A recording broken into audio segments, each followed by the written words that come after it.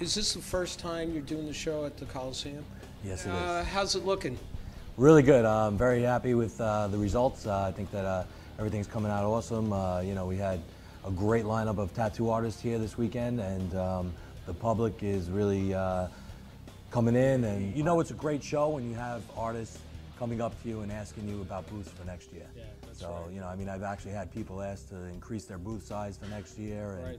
you know, I had one guy out there tell me he wanted to book the next 10 years straight. So some of the artists that are here this weekend.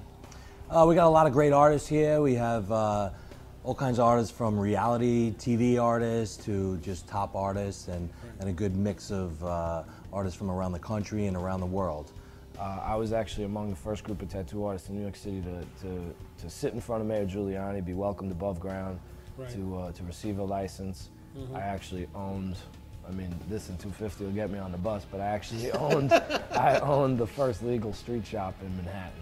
How long have you been in the industry? 1984. Since 1984? Yep. Wow. Long time. I mean, I'm lucky. I got to, like a lot of these people nowadays, only been tattooing a couple years. I got to watch the industry grow from when it was quote unquote bad boy image, That's right. you know, bikers and yada yada. Not that I'm a biker or anything, but you know, to what it is today. Right, right. With the Guinness Book of World Record holder for tattooing himself on the top of Mount Everest. And your names, please. My name is Stefania, and I come from Italy. Yes. And I'm his wife. And his name? Alessandro Bonaccorsi in Hackett Ale Tattoo from Italy. You know, I'm kind of a youngin' in the industry. I've only been in it for about 7 years now. Yeah.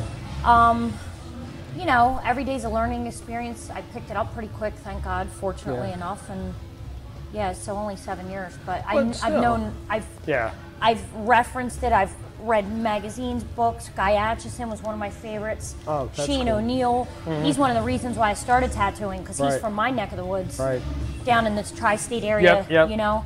Maybe it was a year after I started my apprenticeship. I had been tattooing already for 6 months, and I remember getting tattooed, and man, dude, it was crazy. It was like, I couldn't believe like what it felt like. I mean, it felt way worse than I expected, like, because my clients would sit there and just take it, you know? And when I got tattooed, I was like, oh, this will be cool, and it was like, oh shit.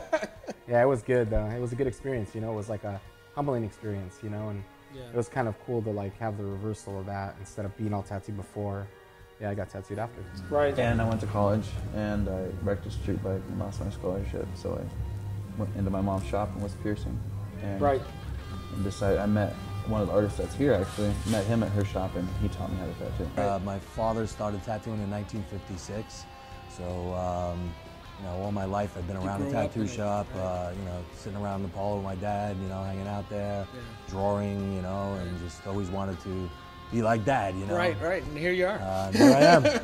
So I've been tattooing for about 23 years now. Yep. And I've grown the business tremendously and opened up multiple shops, and you know, so I don't really have that much time to tattoo anymore. So I'm really more involved in the management of the business.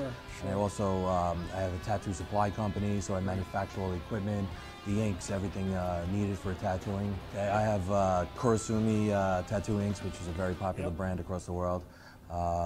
Evil Tattoo Ink. It's a newer company that I formed. I also was involved with Millennium Colorworks, Mom's Ink. That company I sold. But you know, I have a lot going on. You know, so many different things, and I'm going to really start working on Evil Tattoo Supply. It's going to be a new company that I'm really developing and trying to push.